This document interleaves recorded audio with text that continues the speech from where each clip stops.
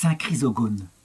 Son nom, qui est compliqué, qui n'est pas donné habituellement à nos enfants, ne serait pas connu si l'Église, très tôt, dès le début du IVe siècle, dès que la paix se fit avec l'Empire romain, lorsqu'elle eut du temps pour composer ce qu'on appelle le canon romain, ça veut dire la prière de la messe, avec des poèmes, avec, je dirais, des mémoires particulières, si l'Église ne l'avait pas mis dans le canon romain, cité en même temps que celle qui fut très proche de lui,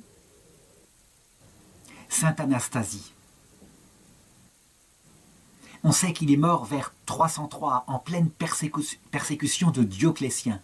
Eh bien, 10 ans après, lorsque l'édit de Milan, l'édit de tolérance fut signé et imposé à l'Empire par l'empereur Constantin, eh bien le pape Sylvestre Ier, la première chose qu'il fit à Rome, ce fut d'élever une basilique en l'honneur de Saint Chrysostome. Et je viens de dire Saint Chrysostome, non, ce n'est pas Saint Chrysostome, c'est Saint Chrysogone. Mais on pense tout de suite, quand on prononce son nom, à Saint Jean Chrysostome, qui signifie Saint Jean, bouche d'or. Quelle est la signification du prénom de Chrysogone?